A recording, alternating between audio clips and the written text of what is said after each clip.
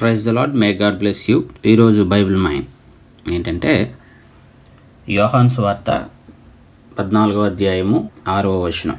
యేసు నేనే మార్గమును సత్యమును జీవమును, నా ద్వారానే తప్ప ఎవడునూ తండ్రి యొద్దకు రాడు. యేసు ప్రభువారు ఈ మాటలు చెప్పడానికి గల కారణం చూడండి. ఇక్కడ యేసు నేనే మార్గమును సత్యమును జీవమును, ఆయన ద్వారా తప్ప ఎవరు కూడా తండ్రి యొద్దకు రాడు అంటే దేవుని యొద్దకు వెళ్ళలేము అని ఆయన చెబుతూ ఉన్నారు. మరి దేవుని దగ్గరికి వెళ్ళటానికి, దేవుని సన్నిధిని చేరుకోవటానికి, స్వర్గంలో అడుగు పెట్టడానికి మనిషి అనేకమైన ప్రయత్నాలు చేస్తున్నాడు. ఆ ప్రయత్నానికి ఒక పేరు పెట్టుకున్నాడు మతం అని. మతం అనే పేరుతో దేవుని దగ్గరికి వెళ్ళటానికి, దేవునికి ఇష్యుడై బ్రతకటానికి ఎన్నో ప్రయత్నాలు చేస్తున్నాడు మతంతో.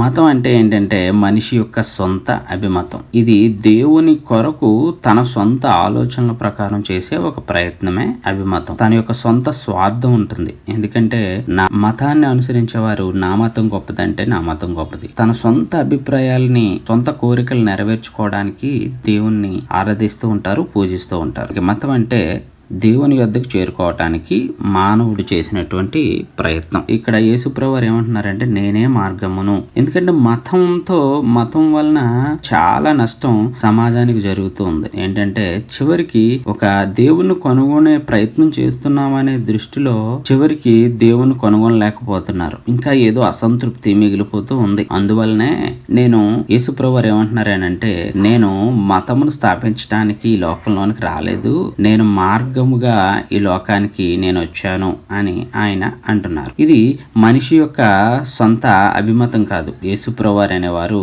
మతం కాదు, మనిషి యొక్క సొంత అభిమతం వలన, ఆలోచన వలన, జ్ఞానం వలన వచ్చింది కాదు. యేసుప్రభువారి యొక్క మార్గములో ఆయనలో స్వార్థం లేదు, మన మీద ప్రేమ మాత్రమే ఉంది. స్వార్థం అయితే లేదు, ప్రేమ ఉంది. దేవుని యొద్దకు చేరుకోవటానికి మానవుడు ఎంత ప్రయత్నించినా సరే దేవుని దగ్గరికి చేరుకోలేడు.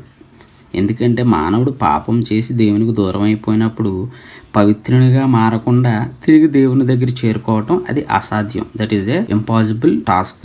ఆ టాస్క్ ని మానవుడు కూడా తన సొంత ప్రయత్నం ద్వారా మాత్రం అస్సలు చేయలేడు. మనిషి యొక్క గొప్పతనం, ఇందులో మతంలో మనిషి యొక్క గొప్పతనం ఉంది. నేను గొప్పోడిని అంటే నేను గొప్పోడిని, నా దేవుడు గొప్పోడు అంటే నా దేవుడు గొప్పోడు, నేను చాలా గొప్పగా దేవుని ఆరాధిస్తున్నాను అని ప్రతి వ్యక్తి కూడా అనుకుంటాడు. అందులో మనిషి గొప్పతనం ఉంది. కానీ దేవుని యొక్క మార్గంలో మనిషి గొప్పతనం కాదు, దేవుని యొక్క గొప్పతనం ఉంది. ఎందుకంటే విడవకూడని గొప్ప భాగ్యమును, పరలోక స్థితిని ఆయన వదిలిపెట్టి లోక స్థితిలోనికి ఆయన నరునిగా ఈ లోకానికి వచ్చారు. వీళ్ళ మధ్య ఏం కలుగుతుందనంటే మనిషి గొప్పతనంలో మనిషి ఒకరి మీద ఒకరికి ద్వేషం కలుగుతా ఉంది. కానీ దేవుడు మనుషుల మధ్య ఏం ఏర్పాటు చేయడానికి వచ్చారనంటే ప్రేమను, ఈ ద్వేషాన్ని తొలగించి ఆయన ప్రేమను కురిపించడానికి వచ్చారు. అందుకే ఆయన అంటారు నేనే మతాన్ని అనట్లేదు. ఆయన మతాన్ని, నేను ఒక మతాన్ని స్థాపించడానికి వచ్చాను ఈ లోకానికి అని అనలేదు. ఆయన ఏమంటున్నారంటే యేసు నేనే మార్గమును సత్యమును జీవమును అంటున్నారు ఆయన. ఎందుకంటే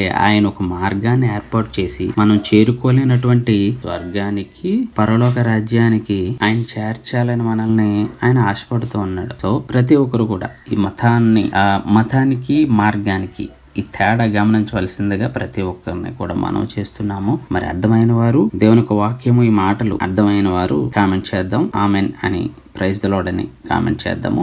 మే God bless you. By for now.